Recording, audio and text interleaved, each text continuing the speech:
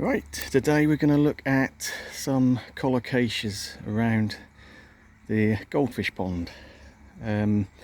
So we've got 10 different types here. It's not, I don't go out my way to collect them. If there's one I like, I'll get it. It's not an obsession. I don't have to have every species. It's just a selection of ones that I particularly like. So we'll go through them and we'll talk a bit about them and see what to expect really from growing them in a UK or a cool climate.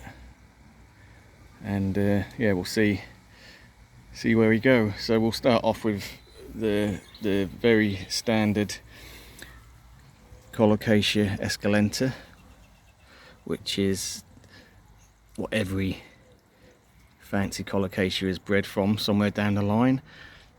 So this one is in a pot. I have several in the ground. They seem pretty hardy for me. I do have sandy soil and they come back every year, but really easy. A good all-rounder, reasonably big leaves. Obviously still early in the season at the moment, but they do get leaves 2 foot plus outside in the UK, and just a nice shaped leaf. I do quite like that, even though it's just a standard green, just a nice shape and a nice form to it. So we'll go on to the pink china.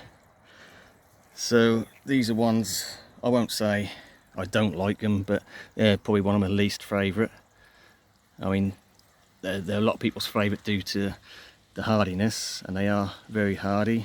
And the example is that this clump is actually in a gravel filter to the pond and are sat in gravel and water all winter. So they've been submerged in water all winter, probably froze solid, and still come back strong.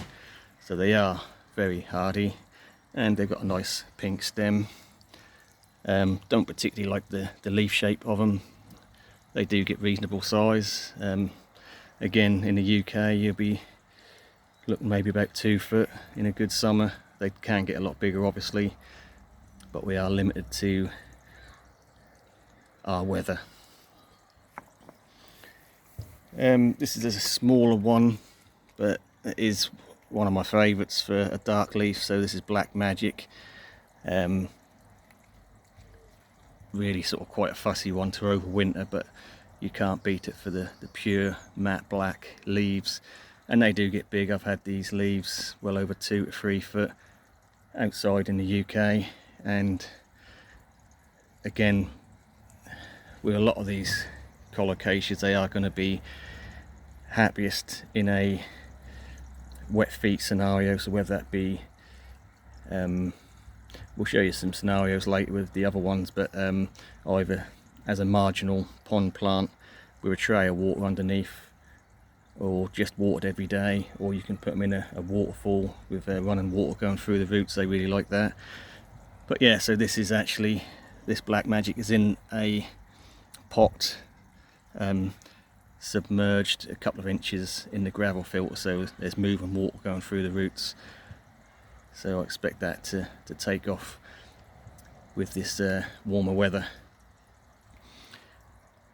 Got one here. This is Aloha,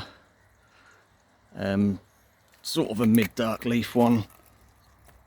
Quite nice colour. I didn't harden this off whatsoever. I just slapped it straight outside from the greenhouse. So that is got a little bit of damage on some of the leaves, a little bit of insect damage, slugs, but it's now pushing new growth. So there's 4 varieties there. So we come over to this side again at the back there. Let's see if we can get a closer look.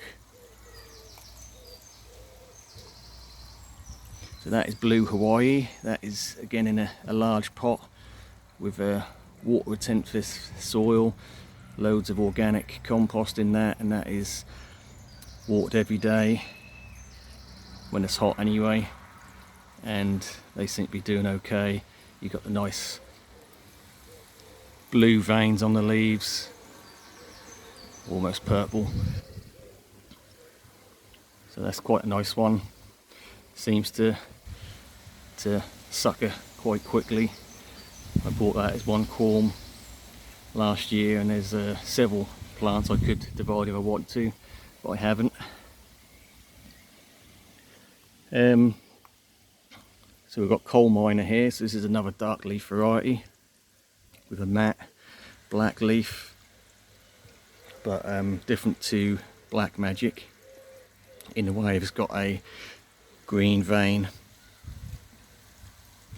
running through the leaf, and as they get bigger and I open a new leaf, they're really sort of almost neon green. They really do stand out. They're quite nice.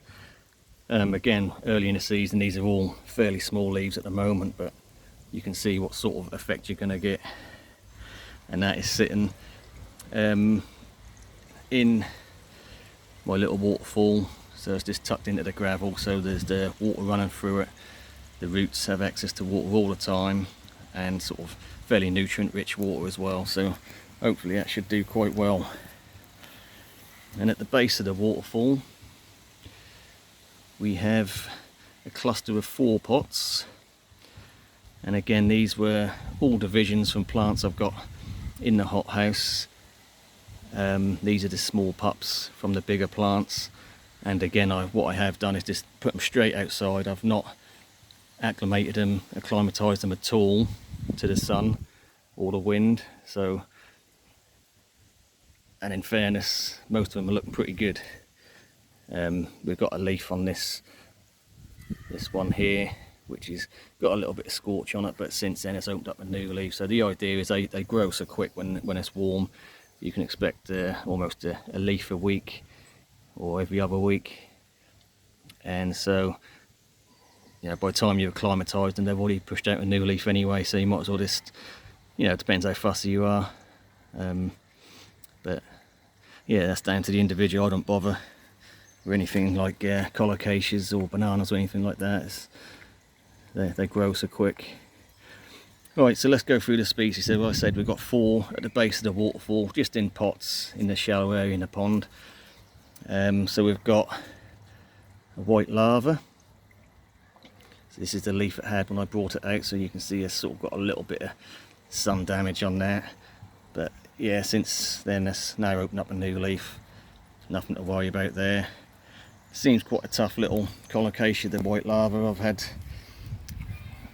one come back in the ground for me this year with minimal protection, so they are pretty tough.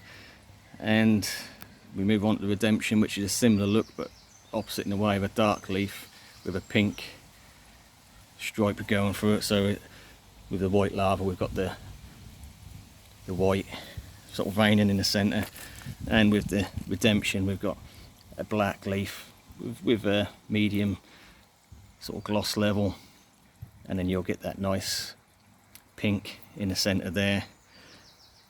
I'm going to say they're sort of similar, sort of looking after them over winter wise as the white lava. Fairly easy to overwinter. Like I say, I've had them in the greenhouse, left in a raised area, growing in the greenhouse, and they've come straight back for me after winter. No special treatment. We've got, this is one of my favourites. This is one of the Hawaiian species, Maui Gold. Maui. Yeah, so it's like a really light leaf, light green leaf, and the leaves on these do get quite big. I'd expect 3 foot plus leaves on these because they seem quite a vigorous variety, and again seem quite easy to overwinter. And then we'll come to the last one, which is quite a small one. This is just a little division of the bigger one I've got. So we can see that's Pharaoh's Mask, and this is like 3D leaf on this. As they get bigger you get that 3D veining, really dark purple. There is a new variety, the red type. I weren't too keen on it. Some people might be. I prefer the bluey purple, but each to their own. But yeah, so that's a very small plant, but we'll see how that does. Never tried that one outside. Don't know the sort of growth rate. They don't get big leaves on these, they only look about a foot, because they sort of curl in on themselves a bit. So I don't really want to talk about overwintering because we're sort of enjoying summer now, so maybe later on in the season we'll talk about overwintering them. But for now, yeah, so there's 10 different types around the pond. Of course, let me know if you're growing something unusual or different that you think's an easy one or particularly large to grow. I'm now going to do another video in the hothouse, so we'll look at some of the bigger leaved ones, all the same varieties but bigger leaves, because they've been grown in a greenhouse environment. So check that one out if you want to see the potential of some of these, how big they get. And yeah, we'll leave it there. So that is 10 different types of colocasia. All nice plants in their own right, all very different. And yeah, I just like the shape of the leaves, commonly called elephant ears. We'll leave it at that. Thanks for watching, and we'll catch you on the next one.